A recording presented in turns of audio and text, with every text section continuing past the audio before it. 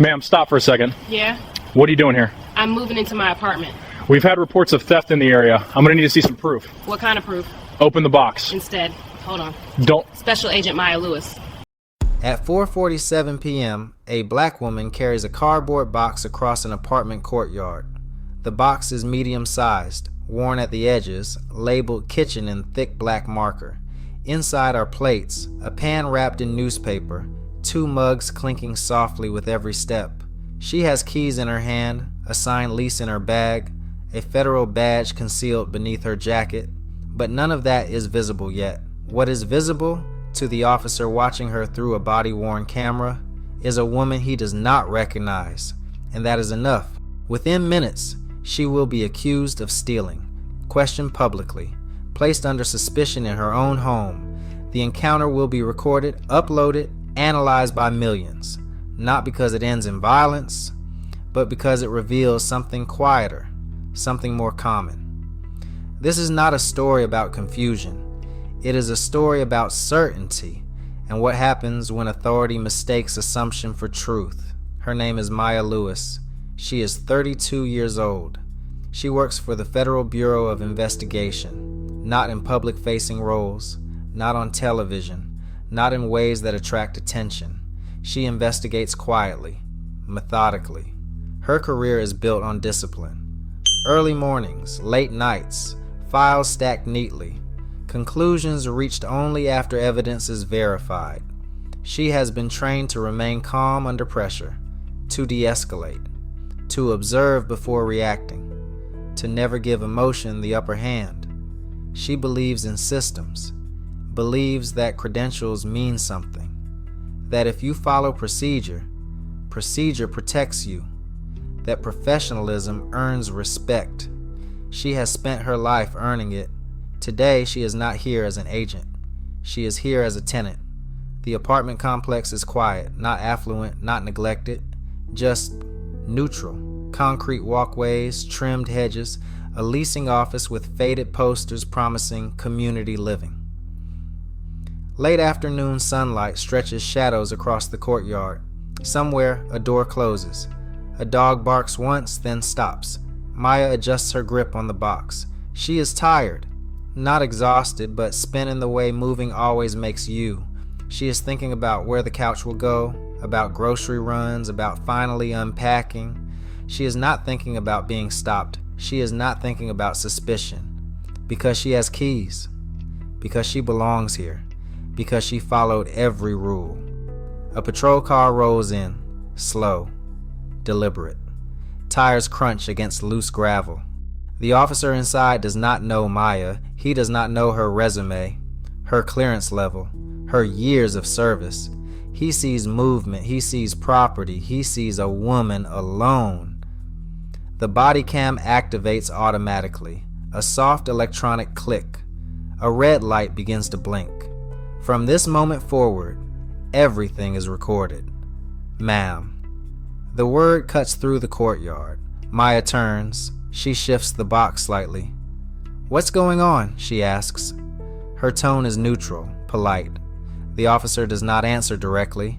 Instead, he asks a question. "What are you doing here?" "This is not curiosity. This is a challenge." Maya answers plainly. "I'm moving into my apartment." That should be the end. People move every day. Boxes do not signal crimes, but the officer's face remains unchanged. "We've had reports of theft."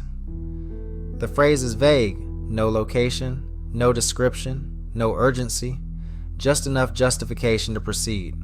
The officer steps closer. The body cam shifts with his movement. The lens lingers on Maya's face, longer than necessary.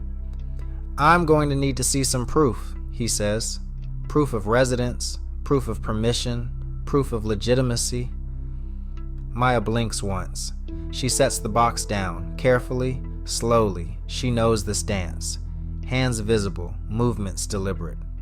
"What kind of proof?" she asks. The officer gestures toward the box.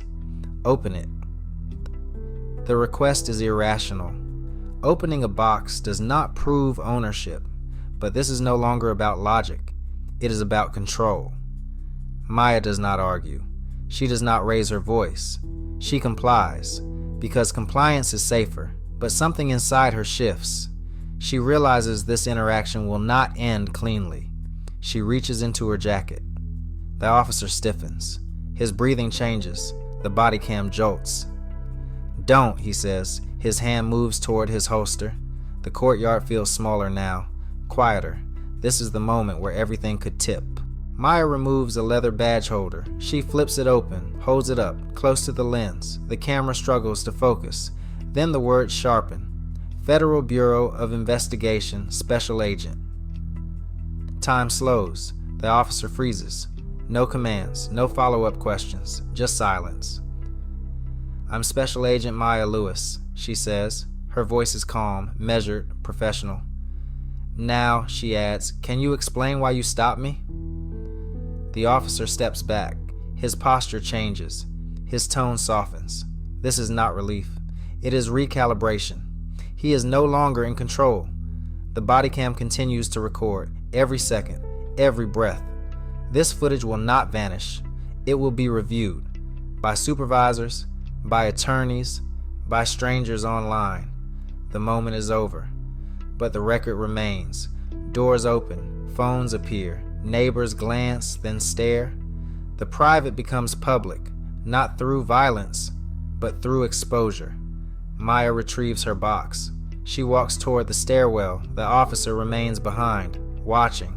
Days later, the video surfaces, first on social media, then on the news. The headline spreads, "Officer detains FBI agent during move-in." The irony is irresistible. The comments are relentless. Some defend the officer, others ask a simpler question. Why was proof required at all? The department issues a statement. An internal review is announced. The officer is placed on administrative leave. Words like miscommunication and procedure appear. No mention of bias. No admission of pattern. Just distance. Civil rights attorneys weigh in. Legal scholars analyze the footage. The case becomes a teaching tool. Not because it is extreme, but because it is familiar. This encounter ended peacefully. Because Maya had credentials. Because she had authority. Because she could prove herself. But what if she couldn't? What if the box contained nothing but dishes and no badge? Why did respect arrive only after federal power appeared? Why was her word insufficient? Why was belonging conditional? This is not about one officer. It is about perception, about who is believed, and who must prove it. The box never changed. It was always harmless, always ordinary. The suspicion came from somewhere else, and that is the story. Because the most dangerous assumption is not that someone is guilty. It's believing you already know. Maya moved into her apartment that day. She unpacked. She lived her life. The officer returned to duty, eventually. The system absorbed the moment, but the footage remains, blinking, silent, asking one final question. If power had not revealed itself, how far would this have gone?